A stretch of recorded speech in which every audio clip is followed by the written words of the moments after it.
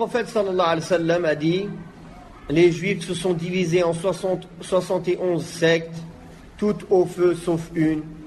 Les chrétiens se sont divisés en 72 sectes, toutes au feu sauf une. Et ma communauté va se diviser en 73 sectes, toutes au feu sauf une. Quel est-il au messager d'Allah?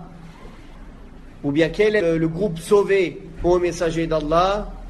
C'est le groupe qui est sur la voie sur laquelle je suis moi aujourd'hui, ainsi que mes compagnons. Premièrement, ce hadith, il est authentique. Il a été authentifié par des imams illustres de l'islam. Donc les négateurs qui veulent dire que ce hadith est faible, dommage pour eux, ce n'est pas vrai. Il est authentique et il n'y a aucun doute sur son authenticité. Et il a été authentifié par grand nombre de savants du hadith. Deuxièmement, de quelle communauté le prophète sallallahu alayhi wa sallam parle ici? Car la communauté du prophète sallallahu alayhi wa sallam, elle est divisée en deux. La communauté de l'appel et la communauté qui a accepté l'appel.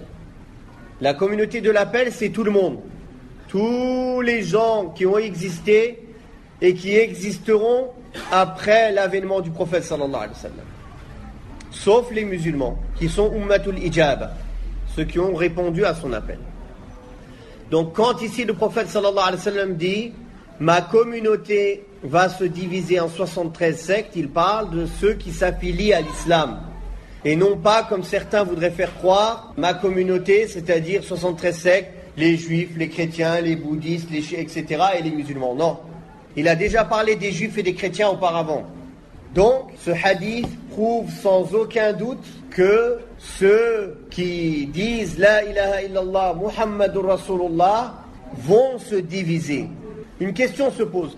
Est-ce qu'effectivement il n'y aura que 73 groupes quand le prophète sallallahu alayhi wa sallam dit en 73 groupes de base? Car chaque groupe égaré, après, ils sont subdivisés en des dizaines et des centaines de groupes. Par exemple, parmi les sectes égarées, il y a le Khawarij. À chaque époque, ils ont un nom différent. Et il y a des sous-sectes dans le Khawarij, déjà, dans leurs premières époques. Puis dans les Khawarij, il y a des groupes différents qui se rendent mécréants les uns les autres aussi. Donc ça, c'est considéré comme une secte. Mais les savants disent que la base, les 4 sectes principales dont toutes les sectes ont un lien de près ou de loin avec elles, ont découlé, c'est 4. Al-Qadariyya. Attention, c'est pas Al-Qadiriyya dont on va parler après. C'est autre chose.